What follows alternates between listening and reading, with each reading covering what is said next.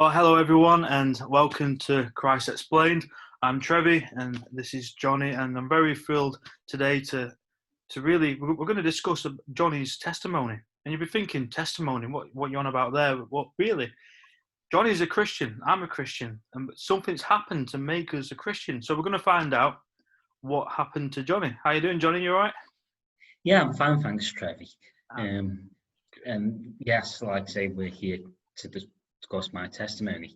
So basically, I was brought up in a Italian Catholic family, but went to church every now and again, christenings and weddings and that kind of thing. But like a lot of, I suspect, Catholic families, we weren't the most observant of families. Had a sort of faith, I enjoyed Bible stories at school, and I like to think that I was both a Catholic and both a Christian, and growing up, that appeal with Bible stories, it stayed with me. I remember enjoying watching films like The Ten Commandments and Ben-Hur. So I was never, even to begin with, an outright atheist. Although, of course, I was a child, I was young, confused, and like many, I had my doubts. I did, but I had that, as many people have, that great fear that what if it's all made up? What if this is it, and I'll die and I'll cease to be? And that was me for a good part of my life. But when I was 14, I was out with my grandparents, and they were buying me some books at a book market, and I happened to come across a KJV Bible. So I bought this KJV Bible with the intention of one day reading the Bible. I didn't even know what a KJV was. It was just, I saw this Bible, KJV. I thought, why didn't I, pick it up and read it? But, it was archaic language, so I didn't automatically start reading it. I'd look at it, but it was a bit daunting. Small Bible with little tiny letters and lots of pages. But I did buy something that was popular when I was a teenager, the Lion Graphic Bible, and this is a comic book version of the Bible that it's a graphic novel, the entire Bible. And at the time, I saved up my pocket money to buy it, and it was 20 quid, and that was a lot of money when I was a kid. Maybe not when you were a kid, Trevi, but when I was a kid, it was a lot of money, 20 quid. So I brought this Lion Graphic Bible, and it was really, I loved it. It was like, because I liked comics in a way, but I felt like, I was learning about the old chronology of the Bible, and in my sort of limited fashion, as I was only a child, so I didn't understand much of that. But I love these stories and finding out about the beginning and up until the end, up until Revelation. It was good, and it stayed with me. And I always, if anybody had have asked me, I would have said I was a Christian, even though I wasn't really going to church or anything. Then, when I was at college, I made friends with a Christian, and he went to a Baptist church. And we would have conversations about faith, and because he was attending regularly, and he got baptized, and he would say that about getting saved, that you need to accept Christ and believe on him to get saved, and that it's nothing we can do, and there was the implication there that because I was a Catholic, I wasn't a true Christian. I was a bit off-put by that. I found it almost a little bit offensive, But when my friend did get back, sorry. As similar to me, growing up with a bit of a Catholic background, you think you're a good person already, don't you? So yeah, exactly. You think, oh, it's nothing to do with me. Oh, I thought I had to work my way to heaven and all this lot. Yeah. But it's a bit of a pie in the face, isn't it, when you get told? Oh, it is, and you feel like, well, I'm a good person. Why am I doomed to hell just because I don't follow your particular, denomination? And that's how I felt. But when my friend did get baptized, I went along, and coming from a Catholic background, I didn't realise that evangelicals had this full immersion baptism. That was the first time I saw it, and I went there and I watched, and it seemed like a really nice ceremony, and I knew it was closer to what happened with Jesus when he was baptized in the River Jordan, and John the Baptist and all that. So a new pastor joined my friend's church, and I got to meet him, and And I started going every week, and I started really enjoying the pastor's preaching. And because I've enjoyed his preaching so much, I thought, well, I've got to start reading the Bible. So I got out that old KJV that I had when I was 14. At this time, I would have been, let's say, 20, something like that. And I started reading through it, reading a lot, and I was really enjoying it. I was enjoying his preaching, and he spoke with authority, but everything he said came from this book. And he never deviated. And, in my head, like, I always thought of sermons and priest vic as being quite boring, but this was interesting. It engaged my conversation, and because it seemed so logical, I actually believed what he was saying. And then I had private Bible study at this pastor's house for a few months, and it was one time there where he asked me if I wanted to be saved, and I said I did. And then and then we prayed, and I was confronted with the gospel and asked to accept it, and I accepted it. I believed it with all my heart, and I've not been a perfect Christian ever since then, but I've never looked back. So what would you say, since being a Christian, what's changed in your life? What's your attitude towards life and towards God?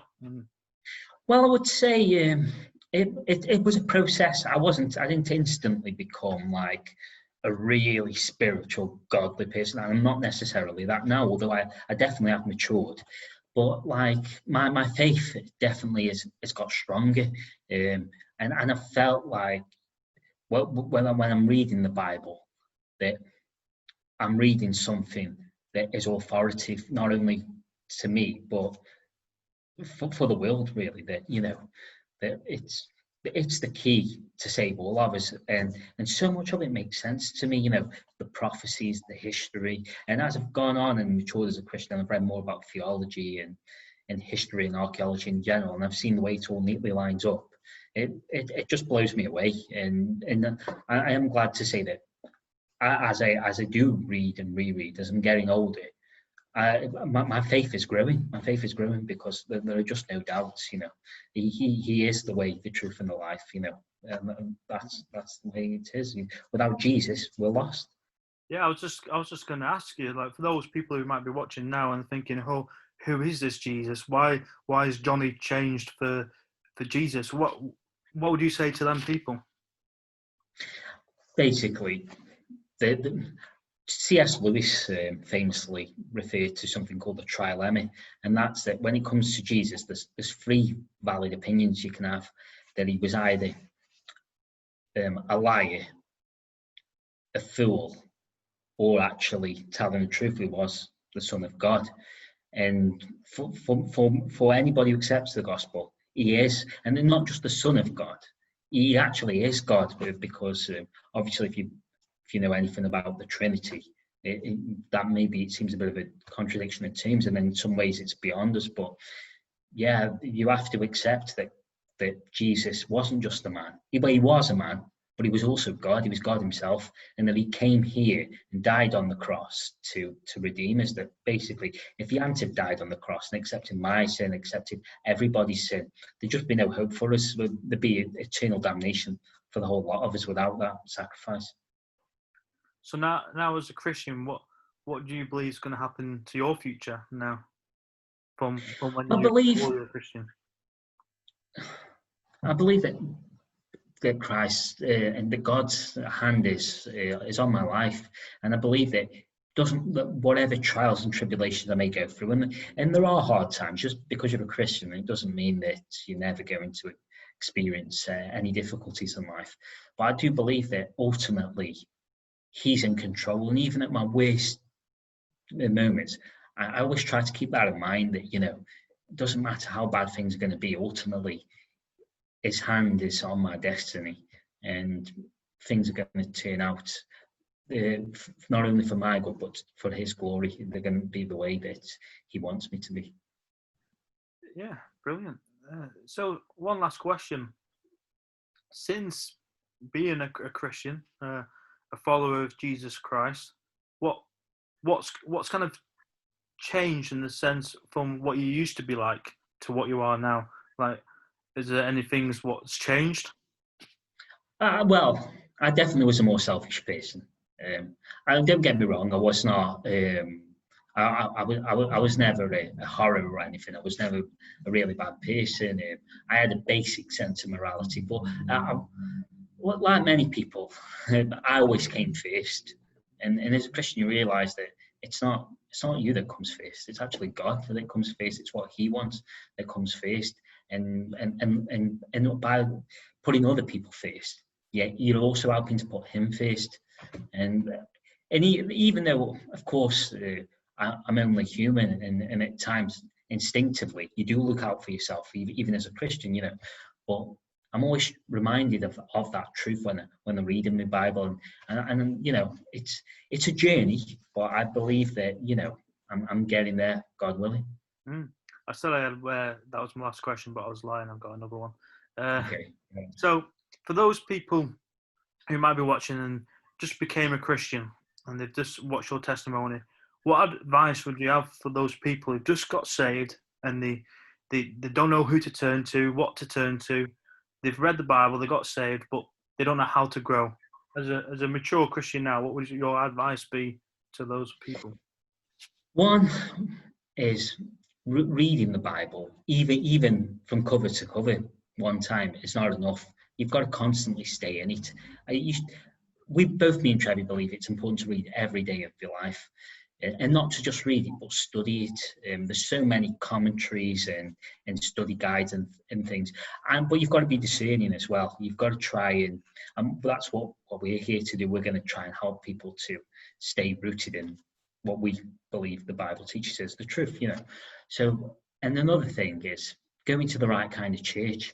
I mean, it's good to go to a nice church, somewhere where it's open and you can have good friends and fellowship, but also you want to make sure that there's a pastor who preaches from the Bible. No heresy. It's just the foundation's always got to be the Bible, and it's not going to be like, I'm going to tell a few funny jokes and a few stories here and there, and then put a odd Bible quote here and there, and that's rubbish. Being to be quite frank about that, it needs to be rooted in the Bible. So you begin from the Bible, and you may divert when you're using analogies or you're telling stories and stuff, but it's always staying with the Bible and actually just trying to build on the teaching that's already there. Lots of Bible reading, a good church, and a lot of reading yourself. There are a lot of resources online and books, but just as a Christian, you're always a student. You never stop being a student, and I don't mean that you have to study constantly all the time. We've all lived our own lives, and we can all have be busy with things and various difficulties, but try to stay rooted in the Word and try to keep on studying. That's what I'd say.